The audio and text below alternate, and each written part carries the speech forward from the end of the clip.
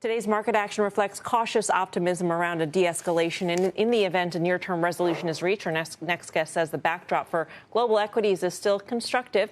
Joining us now is Kate Moore, Chief Investment Officer at Citi Wealth. Kate, great to see you. Yeah, good to see you. This is a tricky market. Nobody has any edge on how this is going to play out, and so therefore no edge on the direction of almost any asset you name. That's right. So right. what do you do? Yeah, so I mean, look, there are a couple of things I would say here. I don't have a crystal ball and can't predict when this conflict is over. I would note that some of the price action we've experienced, especially in the last 2 trading days, is basically showing, I think, a huge amount of optimism that we're going to have a resolution and not a broad-based inflationary impact from the shock in energy, not just in oil, but of course across the entire energy spectrum. That makes me a little bit nervous, if I'm honest. And I want to be very, very thoughtful about how we construct portfolios because we want to build for resilience right now, and we want to make sure that we're shored up against both the inflationary risks and what may be more kind of prolonged conflict than I think the optimists in the markets were pricing in today. What would that look like, given that there's been a lot of commentary that, for example, treasuries have not necessarily helped you out very much in this phase right here? Even gold has, come off the boil and actually has declined into this crisis. Yeah, look, so I'm going to split these two things up to say we had added gold to the portfolio over the course of 2025 as kind of ballast for our risk assets. Like, we were watching the performance of long duration fixed income and basically saying it's been pretty disappointing in a bunch of the risk off moments. You haven't had that same kind of correlation or inverse correlation that you had in the past. So we've been adding gold. Obviously, it was a great alpha contributor as well, given the price performance, but it's really been a portfolio tool. A lot of people are using that tool. So we've seen positioning get very, very stretched, which is why I think in this risk-off moment, we didn't see gold perform as well. The one thing I will say, though, is we've been thinking a lot about what to do with our fixed income positioning.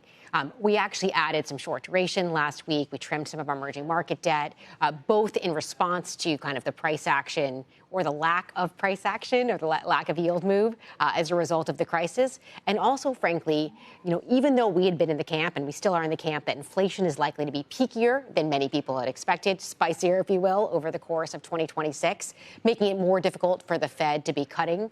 Now, of course, that's all off the table. But we think that especially the yields in the 2-year had moved a little bit too far towards, and the expectations of actual next move as a hike were overdone. Right. So we've been tweaking some of that, but also trying to think about how to build resilience here.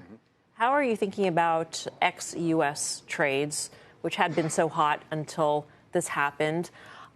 If for some reason it is just a spike and it abates, then that could be an amazing trade for the rest of the year.